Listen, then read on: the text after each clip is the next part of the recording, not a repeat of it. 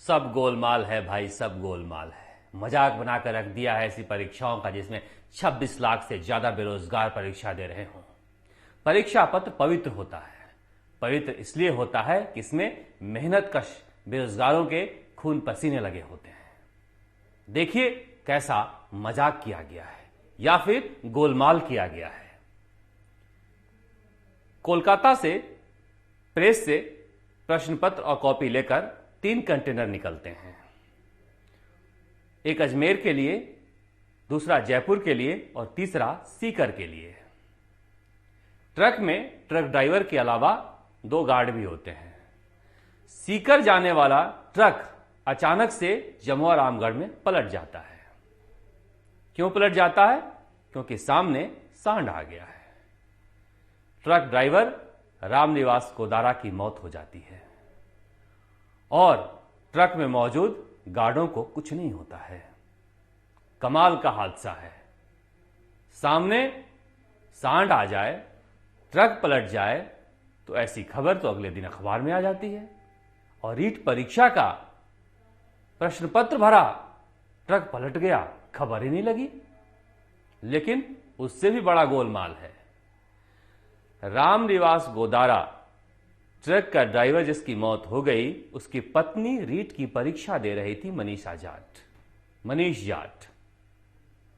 तो क्या राजस्थान माध्यमिक शिक्षा बोर्ड को पता नहीं था कि ट्रक चालक की पत्नी परीक्षा दे रही है? या फिर कहानी कुछ और है? देखिए कैसा कैसा गोलमाल किया गया है। उसके बाद 2.5 महीने तक कोई उसके घर नहीं जाता। ठेकेदार से क्या बातचीत हुई थी उस ड्राइवर की, कोई नहीं जानता।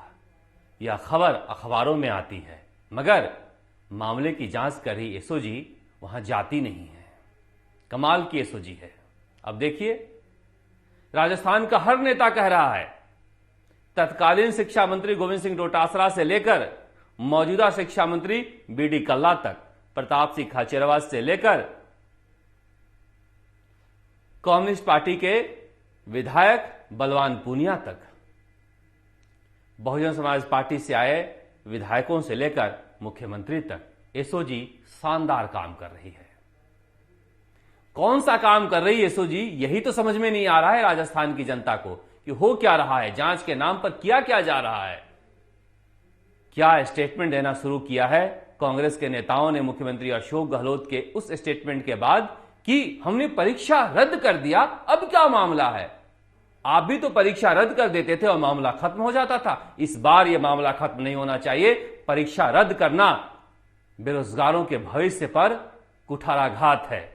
आप यह कर कर बार बार बच जाते हैं। क्या कह रहे हैं? बीजेपी सरकार में तो परीक्षाएं रद्द हो जाती थी, जांच होती नहीं थी, और आपकी सरकार में लाइब्रेरियन की परीक्षा रद्द हुई, जांच हुई क्या?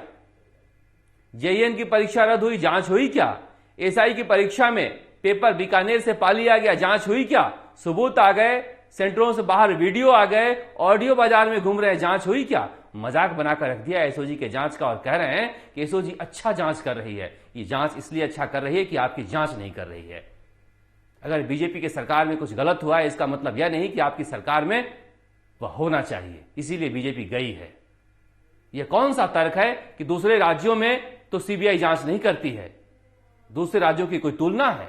पानी और बिजली का बिल तो गुजरात में बहुत कम है, आप भी क्यों नहीं कम कर देते? ऐसे ऐसे तर्क निकाल के लेकर आ रहे हैं जिसका कोई सिर पैर नहीं है। जांच कर नहीं रहे हैं और जांच के नाम पर चाह रहे हैं कि विधानसभा में डिबेट हो। डिबेट में होता क्या है? आप कहते हैं कि तुम्हारे समय में प्रश्न पत्र आउट हुआ, वो कहेगा तुम्हारे समय में प्रश्न पत्र आउट हुआ, और जनता मूर्खों की तरह टीवी देखकर मूर्ख बनती रहेगी। अब देखिए विधानसभा में क्या हुआ। जो खबर अखबार नहीं बताएगा, हम आपको बता रहे हैं। लोग कह रहे हैं धक्का मुक्की हो गई। धक्का मुक्की नहीं हुई थी साहब। लोकतंत्र के झंडा बरदार कांग्रेस की सरकार में बीजेपी के विधायकों को प्रोटेस्ट ब्लैकआउट कर दिया गया था, आज भी जारी है। जहां पर प्रोटेस्ट वो कर रहे हैं, वो कैमरे बंद कर दिए गए हैं।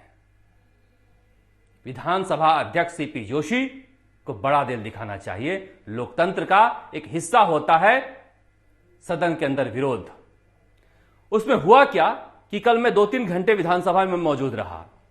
विधानसभा में जब भी सीपी जोशी किसी विधायक या मंत्री का नाम पुकारते थे बोलने के लिए तो कैमरा उस पर फोकस होता था।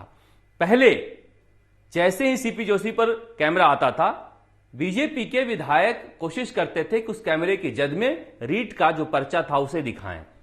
स्विचर बहुत परेशान था, कभी इस कैमरे पर, कभी उस कैमरे पर, कभी यहां से, कभी वहां से काटे। आखिर में जब वो सीपी जोशी का ऊपर का केवल काटना शुरू कर दिया यहां से ताकि पोस्टर न दिखे, तो बीजेपी के विधायक वहां चले गए जहां पर कम्युनिस्ट पार्टी के या कांग्रेस के विधायक मंत्री बोल रहे थे। वहां पर जैसे ही गए उनका पर्चा फाड़ दिया गया। यह सही बात नहीं है। वो हाथापाई नहीं थी, इसलिए थी क्योंकि आपने आवाज दबाने की कोशिश की रीट को लेकर और वह अपना विरोध दिखाना चाह रहे थे। अगर वो जहां प्रदर्शन कर रहे थे 10 सेकंड के लिए ही कैमरा अगर घुमाते रहते तो नौबत नहीं आती। गलती आपकी, और अखबारों में छप रहा है धक्का मुक्की का माहौल। धक्का मुक्की किसने किया? आपने धक्का देकर उन्हें भगाने की कोशिश की वहां पर। यह अच्छी बात नहीं है। मैं किसी का पक्ष नहीं ले रहा हूं, लेकिन रीट मामले पर सरकार की जो रवैया है वह रवैया संदेहों से भरा हुआ है। सब कुछ गोलमाल लग रहा है। किसी भी जांच को लेकर इतने सबूत आ रहे हैं, कुछ सुबुगाहट ही नहीं हो रही है। अब डॉक्टर किरोड़ीलाल मीणा बीजेपी के राज्यसभा सांसद पेन ड्राइव में सबूत ईडी को देकर आए हैं। मैंने आपसे पहले ही कहा था कि यह मामला ईडी को जाना चाहिए, क्योंकि जितने बड़े स्तर पर धांधली हुई है, निश्चित रूप से कहीं ना कहीं यह बू आती है कि सैकड़ों करोड़ का खेल है ये। टोंक में सुसाइड हो गया, सुसाइड को दबाने की कोशिश की गई, फिर भी रीट का मामला तो ऐसा है कि चीख चीख कर सबूत दे रहा है, मगर कोई कार्रवाई करना ही नहीं चाहता है। अब बताइए, जेईएन ये कह रहे हैं कि बीजेपी के सरकार में कोई कार्रवाई नहीं होती थी। अगर जेईएन के मामले में, लाइब्रेरियन के मामले में रद्द करने के बजाय आप कार्रवाई किए होते तो आज रीट परीक्षा रद्द नहीं करनी पड़ती। आपने पिछले 2 बार रद्द करके ही बचे हैं और इस बार भी चाह रहे हैं रद्द करके ही बच जाएं। रद्द करके नहीं बचना चाहिए। इस बार जांच होनी चाहिए, क्योंकि जो परीक्षा देते हैं कभी उनके बारे में सोचिए। कई कई रातें जागते हैं, वो दिन भर मेहनत करते हैं। जो पढ़कर यहां पहुंचा है वह जानता है पढ़ाई क्या चीज होती है। आप कैसे नेता बने हैं ये पब्लिक जानती है, इसलिए पढ़ाई का दर्द आपको पता नहीं है। इसलिए रद्द करने को लेकर आप यह मत कहिए कि इतना बड़ा फैसला लिए हैं। यह बेहद दुखदायी फैसला लिए हैं आप, और आगे की कोई परीक्षा रद्द नहीं होनी चाहिए, इसलिए इस परीक्षा में आप जांच कीजिए। मगर अभी तक जो कुछ हो रहा है सब गोलमाल है। अब देखिए, बीडी कल्ला का तर्क सुनकर तो मैं अवाक रह गया। वो कह रहे हैं मामला हाईकोर्ट में है, हाईकोर्ट में मामला है, इसलिए सदन में चर्चा नहीं होनी चाहिए। कैसे कैसे तर्क दे रहे हैं राजस्थान सरकार के मंत्री। आखिर ऐसा क्या है जो डर लग रहा है? ऐसी क्या गलती कर दी है जो सीबीआई जांच से डर रहे हैं? इतनी सारी जांचें सीबीआई को दे दिए, बस ये जांच नहीं देंगे। कहीं भ्रष्टाचार की जड़ें आपके आंगन में तो नहीं है? ये मैं नहीं कह रहा हूं, ये आपने आपके कदमों की वजह से जनता के दिलो दिमाग में संशय का बीज डाला है। सरकार कर क्या रही है? सरकार सियासत में लगी है। यहां पर विधानसभा में विरोध हो रहा है और उधर मुख्यमंत्री निवास में निगम बोर्ड आयोग के सदस्यों की बैठक हो रही है। लोग पूछ रहे हैं कि सचिन पायलट के हिस्से क्या लगा। कुछ लोग कह रहे हैं कि सचिन पायलट तो खाली हाथ रह गए। देखिए, सचिन पायलट बार बार कह रहे थे और पहले भी उन्होंने कहा है कि चाहे जिसको बनाना हो बना दो, अपने लोगों को ही बना दो, वह भी तो कांग्रेसी हैं, उन्हीं को बना दो। सचिन पायलट की लड़ाई बोर्ड, निगम और आयोग के लिए नहीं है। अगर वह इन लड़ाइयों में पड़ते हैं तो छोटी लड़ाई हो जाएगी। मुख्यमंत्री अशोक गहलोत उनको उलझा कर रख देंगे इन्हीं लड़ाइयों में। इसलिए बेहतर है कि वह आगे का रास्ता देखें, क्योंकि जो राजनीतिक नियुक्तियां हुई हैं उसमें सब गोलमाल है। और इन नियुक्तियों के सहारे अगर कोई राजनीति करना चाहता है तो उसकी पराजय यहीं से शुरू है।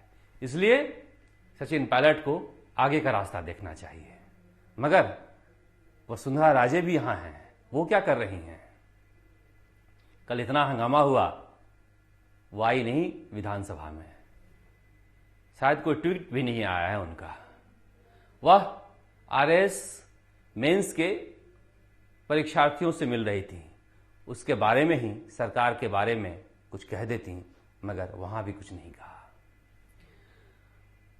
कल मैं देख रहा था जब विधानसभा के अंदर बीजेपी के विधायक प्रदर्शन कर रहे थे, तो चाहे प्रताप सिंह सिंघवी हो या फिर कालीचंद सराफ हो, जो वसुंधरा राजे के करीबी विधायक माने जा रहे थे, बड़ी असमंजस में थे। कभी जाते थे, कभी आते थे, कभी बैठते थे। तो ये असमंजस की स्थिति जो उन विधायकों के अंदर नजर आ रही थी, वही असमंजस की स्थिति वसुंधरा राजे के अंदर नजर आ रही है। वो समझ में नहीं आ रहा है कि वो किस नाम पे राजनीति करना चाहती हैं, किन संबंधों के आधार पर राजनीति करना चाहती हैं। खैर, वही बेहतर बताएंगी, मगर इतना तो तय है कि हाथों की लकीरें जनता छोटी कर दिया करती हैं। जिनकी लकीरें हाथों की लंबी लंबी है, उन्हीं की सरकारों की लकीरें राजस्थान के इतिहास में कांग्रेस की सबसे छोटी लकीरें भी जनता द्वारा बना दी गई थी। इसलिए अपने हाथों की लकीरों की बजाय जनता के पसीने पर ज्यादा ध्यान दीजिए। यही सूबे के लिए भी बेहतर है और आपके लिए भी। राजस्थान तक के लिए जयपुर से शरद कुमार।